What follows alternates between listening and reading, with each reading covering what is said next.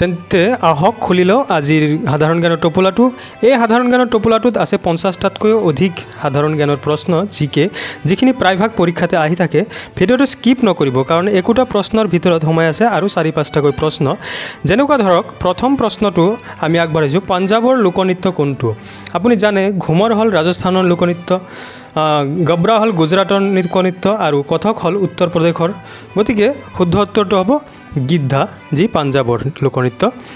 তাৰ পিছৰ প্ৰশ্নটো আগবঢ়াইছোঁ, ভাৰত নাট্যম কোনখন ৰাজ্যৰ বিখ্যাত নৃত্য? আপুনি জানে অন্ধ্ৰপ্ৰদেশৰ বিখ্যাত নৃত্য হ'ল কুচিপুডি, কেৰালাৰ বিখ্যাত নৃত্য হ'ল কথাকলি আৰু উৰিষ্যাৰ বিখ্যাত নৃত্যটো হ'ল ওডিচি। গতিকে শুদ্ধ উত্তৰ তামিলনাডু।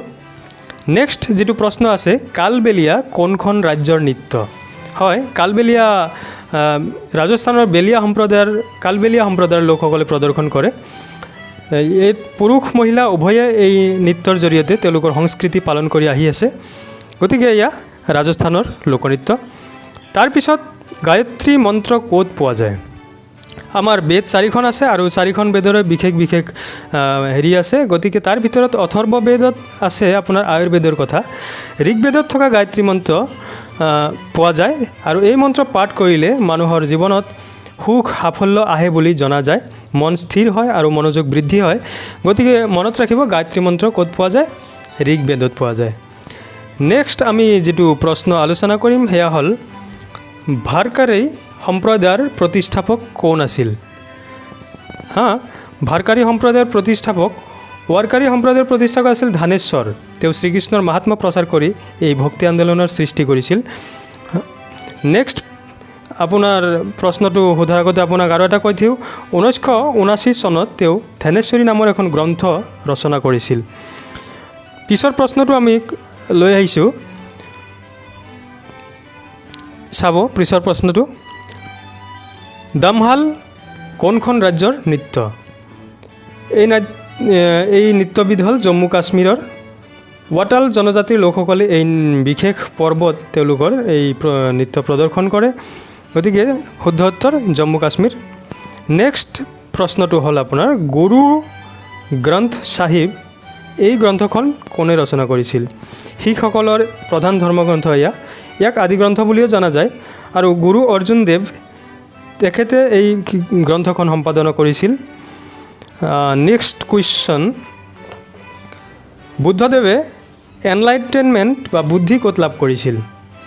যেতিয়া এজন বুদ্ধিষ্টে জীৱনৰ পৰম সত্যৰ বিষয়ে বুজি পায় আৰু পুনৰ্জন্ম হোৱাৰ পৰা মুক্তি পায়, তেওঁক বুদ্ধি বুলি কোৱা হয় আৰু বুদ্ধদেৱে বুদ্ধগয়াত ইয়াক প্ৰাপ্ত কৰিছিল। নেক্সট কুৱেশ্যন, বুদ্ধদেৱে তেওঁৰ প্ৰথম নীতিশিক্ষা ক'ত দিছিল? বুদ্ধদেৱে তেওঁৰ নীতিশিক্ষা প্ৰথম দিছিল সাৰনাথত। 11 শতিকাত তেওঁ এই শিক্ষা প্ৰদান কৰিছিল। নেক্সট প্ৰশ্ন, 4 ধামৰ কথা কোনে উল্লেখ কৰিছিল? 4 ধাম জানে আপুনি, বদ্ৰীনাথ, দ্বাৰকা, জগন্নাথ, পুৰী, ৰামেশ্বৰম। আৰু ইয়াক প্ৰথম উল্লেখ কৰিছিল আদি শংকৰাচাৰ্যই প্ৰথম ইয়াক আলোচনা কৰিছিল এই 4 ধামৰ কথা। নেক্সট প্ৰশ্নটো হ'ল, অসমৰ কোনটো জনজাতিয়ে বাগৰুম্বা নৃত্য প্ৰদৰ্শন কৰে? জানেই এয়া, আৰু মই বিশেষ ক'বলগীয়া নাই। বৈশাগু পৰ্বৰ সময়ত এই নৃত্য প্ৰদৰ্শন কৰা হয়। বড়োসকলে বিচুৱা সংক্ৰান্তিত এই নৃত্য প্ৰদৰ্শন কৰে। গতিকে শুদ্ধ উত্তৰ বড়ো। নেক্সট হ'ল, পাৰ্চীসকলৰ পবিত্ৰ গ্ৰন্থখনৰ নাম কি? জানে আপুনি, গীতা হিন্দুসকলৰ, বাইবেল খ্ৰীষ্টিয়ানসকলৰ, কোৰাণ ইছলামৰ আৰু কি হ'ব? জেণ্ট আৱেষ্টা পাৰ্চীসকলৰ ধৰ্মগ্ৰন্থ। গতিকে শুদ্ধ উত্তৰ জেণ্ট এৱেষ্টা। বন্ধু, যদি আপুনি ভিডিঅ'টো ভাল পাই আছে তেন্তে কাইণ্ডলি লাইক কৰিব, কাৰণ লাইক কৰিলেহে ভিডিঅ'টো আন মানুহৰ ওচৰলৈ গৈ পাব। এইখিনি আপোনালৈ মোৰ অনুৰোধ। নেক্সট কুৱেশ্যন, নটৰাজ কাৰ প্ৰতিকৃতি? নটৰাজ মানে নৃত্যৰ ৰজা। ই মহাদেৱ শিৱক তেওঁৰ নৃত্যৰ ভগৱান হিচাপে প্ৰদৰ্শন কৰে। গতিকে কি হ'ব এইটো? শিৱ। নেক্সট প্ৰশ্ন, মঈনুদ্দিন চিস্তিৰ দৰগাহ ক'ত অৱস্থিত? মঈনুদ্দিন চিস্তিৰ জন্ম হয় 1141 চনত আৰু তেওঁৰ মৃত্যুবৰণ কৰে 1236 চনত 15 মাৰ্চ তাৰিখে আজমিৰ শ্বৰীফত। শুদ্ধ উত্তৰ আজমিৰ। নেক্সট যিটো প্ৰশ্ন আলোচনা কৰিম সেয়া হ'ল, ত্ৰিম্বকেশ্বৰ জ্যোতিৰ্লিংগ ক'ত অৱস্থিত? মহাৰাষ্ট্ৰৰ নাছিকত অৱস্থিত ত্ৰিম্বকেশ্বৰ। ইয়াৰ পৰাই গোদাবৰী নৈৰ উৎপত্তি হৈছিল। হয়, নেক্সট কুৱেশ্যন, বল্লভী চন কোনটো চনৰ লগত একে? বল্লভী কাল গুপ্ত কালৰ লগত একে হয়। বল্লভী চন পশ্চিম ভাৰতৰ সৌৰাষ্ট্ৰত ব্যৱহাৰ হৈছিল। শুদ্ধ উত্তৰ হ'ব গুপ্ত এৰা।